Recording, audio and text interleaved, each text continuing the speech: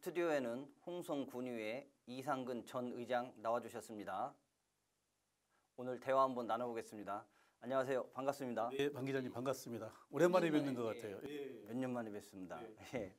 자, 일단 그동안 어떻게 지내셨는지 근황이 참 궁금합니다. 한번 대략적으로 좀 말씀 좀 해주시죠. 그 정치하는 사람은 이제 선거에서 지면 굉장히 힘들다고 얘기를 말씀하시잖아요. 근데 이제 2018년도에 지방선거 2월 13일 날 있은 다음에 낙선을 했지 않습니까? 그런데 이제 낙선을 한 후유증은 사실 그렇게 크지는 않았어요. 다행이십니다. 예, 왜 그러냐면 낙선할 거라고 예견을 했었거든요. 떨어질 거라고 생각하면서 출마하는 후보는 없다고 말씀들을 하시지만 사실 그때 저는 재선 의원으로서 홍성군의회 3선을 도전해서 3선 의원으로 가겠다라고 하는 생각을 굉장히 많이 굳히고 있었거든요. 근데 이제 우리 그때는 자유한국당이죠.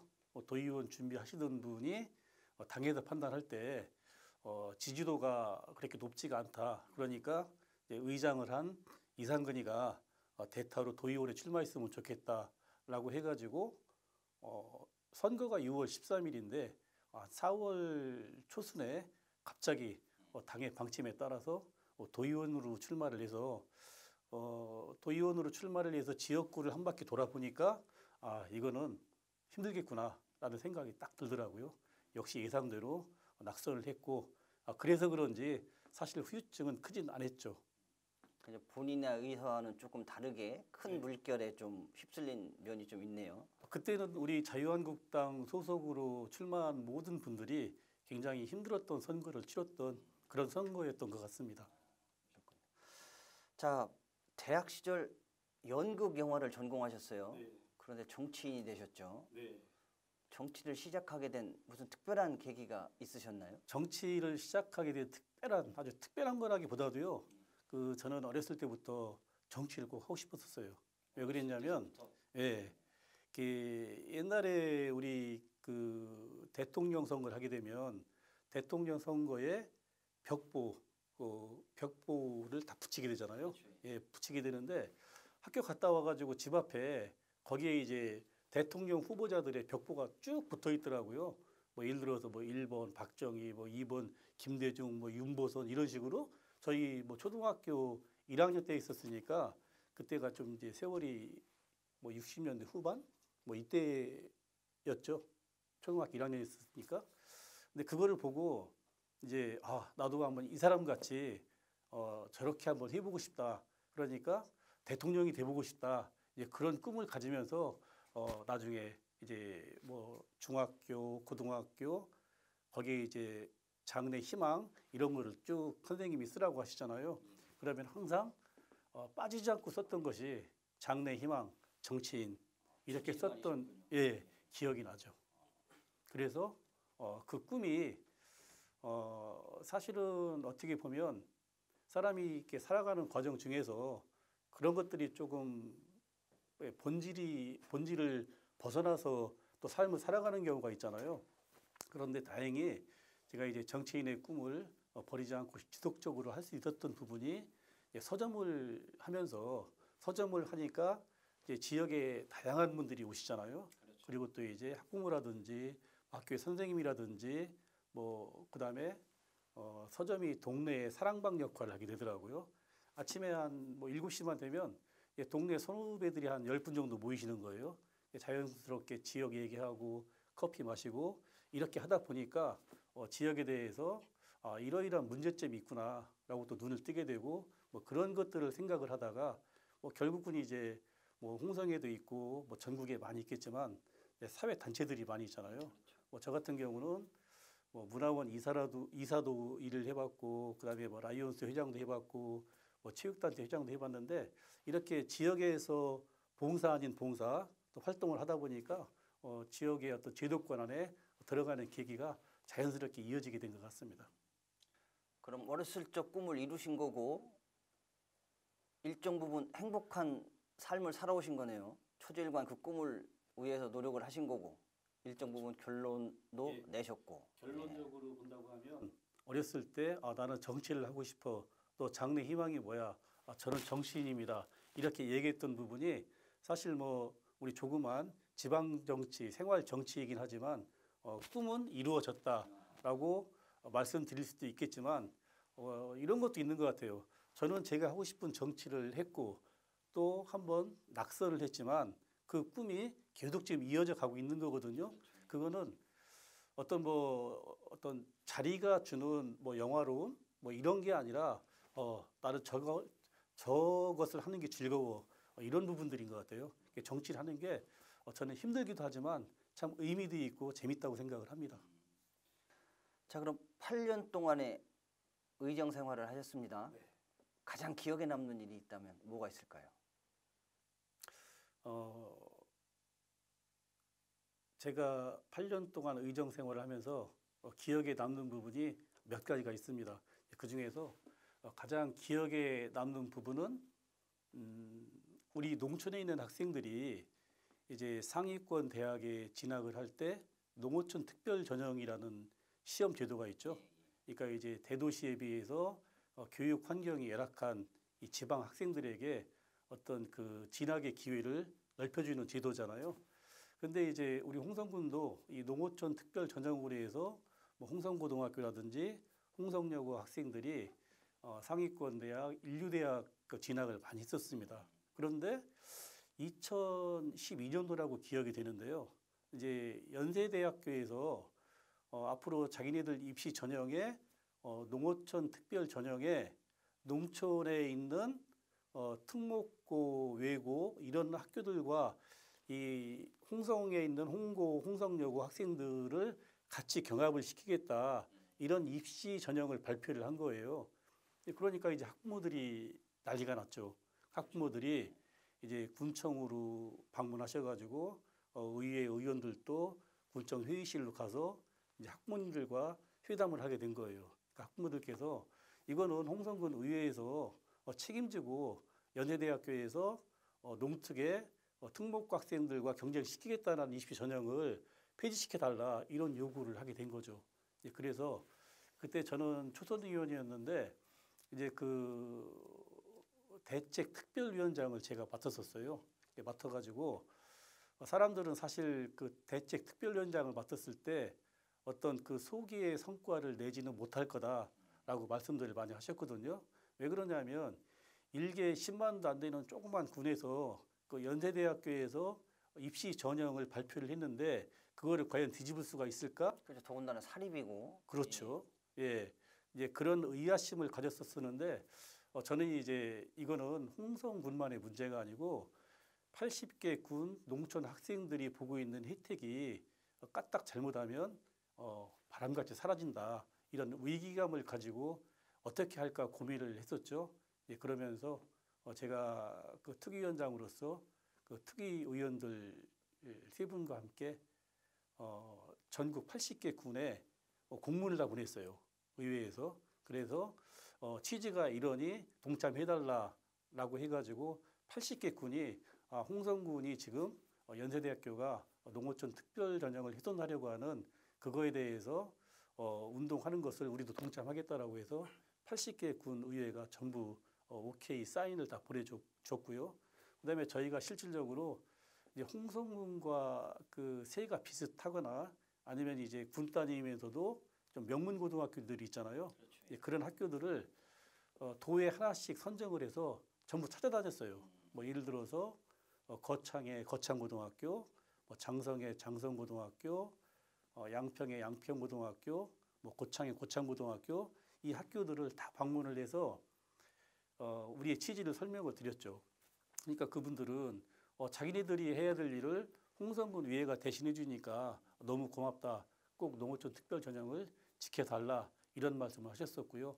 또 이제 그 군에 속한 또 의회에 가서 또 의원님들과 환담을 나누고 취지가 이러니까 그 의회에서도 적극적으로 나서 주시면 고맙겠다라고 이런 이제 그 운동을 쭉 했었죠.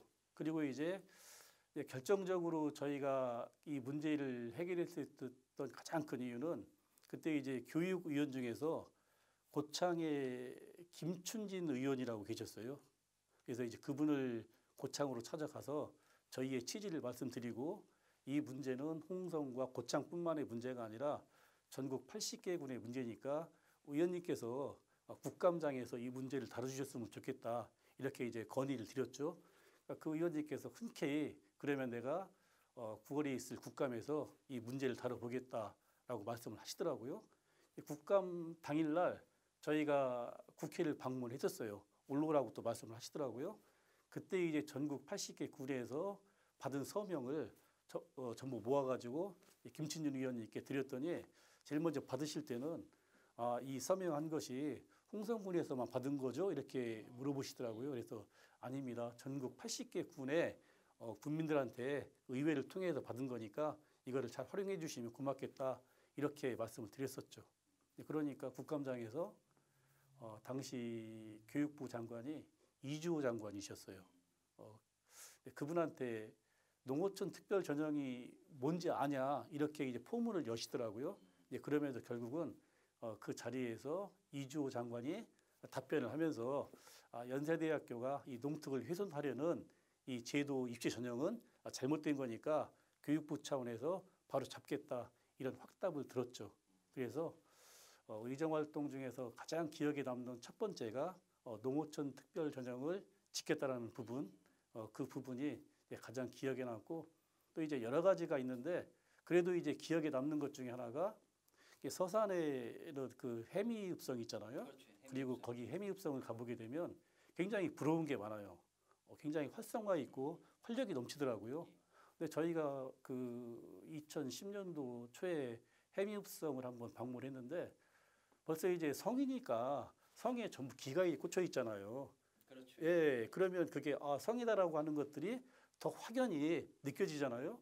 근데 우리도 홍주읍성이라는 읍성이 있는데 청사가 있는 바로 그 들레잖아요.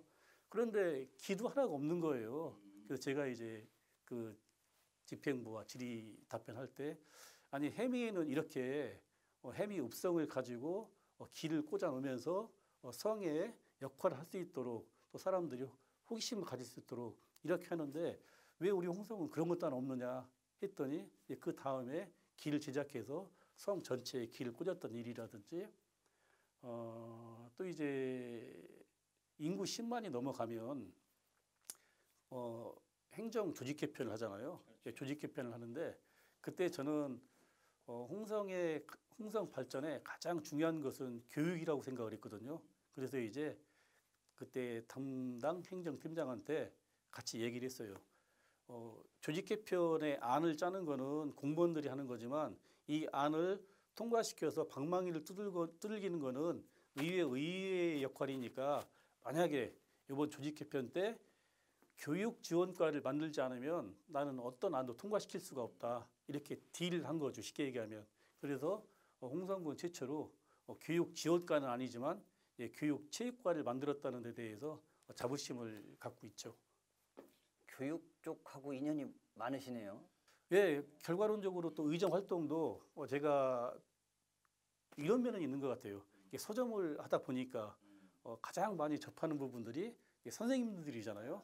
선생님들과 술자리도 하고 대화를 하다 보니까 이구동성으로 하는 얘기가 뭐 기업 위치도 좋고 그다음에 어떤 뭐 지역 경제 활성화도 좋고 다 좋지만 결국 그 미래 홍성에 대한 확실한 투자는 교육이다. 그러니까 나중에 제가 이제 그런 저도 뭐 의원 같은 거를 한번 해보고 싶고 나중에 기회가 되면 군수도 하고 싶다 이런 얘기를 하니까 그러면 꼭 그런 제도권 안에 들어가면 교육에 대해서 가장 많은 시간과 노력을 투자했으면 좋겠다라고 하는 것이 바로 또 교육에 대해서 관심을 많이 갖게 된 계기라고 볼 수 있을 것 같습니다. 예, 보람이 크셨을 것 같습니다. 네. 자, 어째 내년 선거에 홍성 후보로 홍성 군수 후보로 거론되고 있는데 네. 출마하실 거죠? 예. 그럼 혹시 준비하고 계신 선거 전략이나 공약 사항 등이 좀 있으신가요? 네, 일단은 왜 그 출마를 하느냐 이런 말씀들을 물어보시잖아요. 근데 이제 우리 홍성은 그동안에 아까 우리 방 기자님께서 말씀하신 것 같이 2012년도에 도청이 홍성으로 80여 년 만에 이전하면서 사실은 발전할 수 있는 호기를 잡은 거거든요. 그래서 역동적으로 홍성이 도약해야 되는 이런 시기인데도 불구하고 결국은 지역을 이끌고 있는 지도자가 어떻게 지역을 이끌어 가느냐에 따라서 그 지역은 정치될 수도 있고 또 비약적으로 발전할 수도 있다. 이런 생각을 갖고 있었거든요. 저라면 8년 동안의 의정 경험을 살려서 홍성을 정말로 바꿔볼 수 있겠다라는 생각에 군수 출마를 결심하게 된 거죠. 그럼 이제 정치를 하면서 그동안 많은 일을 해오셨는데 정말 하고 싶은 일이 있다면 뭐가 있을까요? 정치를 하고 싶다면 정말 하고 싶은 거는 어느 후보자나 똑같을 것 같아요. 지역을 발전시키고 지역민의 삶을 행복한 삶으로 내가 한번 바꿔놓겠다 이거거든요. 결국은 그거라고 한다고 하면은 지역에서 어떤 현안 문제들을 잘 풀어 나가느냐 이런 것들이 이제 군수 지도자가 해야 될 일이라고 생각을 하거든요. 이제 어렸을 때부터 꿈이 정치셨고 이선 의원의 의장까지 하셨고 이제 또 새로운 한 단계 업그레이드해서 도전을 하니까 그런 게 이제 많은 도움이 되겠습니다. 그동안의 경험이요. 네, 그렇죠. 저는 그런 생각을 합니다. 그 정치를 하는 사람들은 처음에 출마하는 이제 신인 정치인들은 그 지역에서 얼마만큼 지역을 위해서 생활을 했느냐 이런 거를 평가받는 것이 바로 선거라고 보고요. 그다음에 이제 재선이나 삼선을 하게 되는 도전하는 사람들은 그러면 의원으로 당선시켜줬어. 이제 군수로 당선을 시켜줬어. 그러면 우리가 당신한테 준 4년 동안 당신이 지역을 위해서 한 결과물이 뭐냐, 업적이 뭐냐, 이거를 평가를 받는 거라고 보거든요. 만약에 낙선한 사람이 있다고 한다고 하면 초선 의원으로서 그 사람은 아마 그 지역에서의 삶이 지역민들한테 인정을 받지 못했기 때문에 낙선의 결과를 받았을 것이고, 예를 들어서 재선이나 삼선한 사람들이 낙선을 했다고 한다고 하면 물론 2018년도에 그런 바람도 있겠지만 대부분은 그 사람들에게 주어진 시간에 열심히 결과물을 내지 못했다. 저는 이런 경우가 아닌가 그런 생각을 합니다. 자, 마지막으로 국민들에게 한 말씀 해주신다면. 벌써 끝나게 되나요? 말씀 또 하실 말씀 있으면 더 해주시면 됩니다. 우리 홍성 국민들께서 지금 어떤 거를 바라는지 저는 잘 알고 있습니다. 이제 쉽게 얘기하면 행정 군수에서 홍성 국민들께서는 이제 CEO 군수를 원하시거든요. 이제 그것은 지금까지 군수로서 뭐 예를 들어서 11개 운면이 있는데 11개 운명 방문하면서 꽃사지 꽂고 축사하는 군수가 아니라 정말 그런 것들은 뭐 부군수라든지 또 국장들이 있으니까 내치는 그렇게 맡기고 군수는 중앙부처, 기업 이런 쪽으로 발로 뛰어서 홍성을 새롭게 변화시켜라라고 하는 것이 지금 우리 홍성 국민의 가장 염원이라고 생각을 합니다. 그래서 저는 그 염원에 어떤 부합할 수 있는 가장 적임자라고 스스로 생각을 합니다. 왜 그런 생각을 하냐면 아까도 말씀드렸듯이 정치하는 사람은 주어진 기간에 업적과 실적을 내야 되는데 저는 국민들한테 그런 부분에 대해서 인정을 받고 있고요. 그다음에 지도자로서 가장 중요한 덕목 중에 하나가 저는 청렴이라고 생각을 합니다. 8년 동안 국민들에게 저 이상근 의원이 어떤 사람이냐라고 평가를 받았을 때 첫째로 청렴하다. 그리고 주어진 일을 잘 해결했던 똑똑한 사람이다. 그런 인식을 주었다라고 생각을 하기 때문에 앞으로 그런 기대에 부응을 꼭 하면서 홍성군을 한번 혁신하고 싶습니다. 오늘 이렇게 초청해 주셔서 제가 가지고 있는 마음속의 이야기를 우리 또 국민들께 전해드릴 수 있는 좋은 시간 주셔서 감사하게 생각합니다. 본격적인 선거전이 시작되면 그때 또 한번 모시겠습니다. 고맙습니다. 꼭 불러주시기 바랍니다. 앞으로 하고자 계획했던 일을 다 이루시길 바라고 오늘 좋은 말씀 감사했습니다. 감사합니다.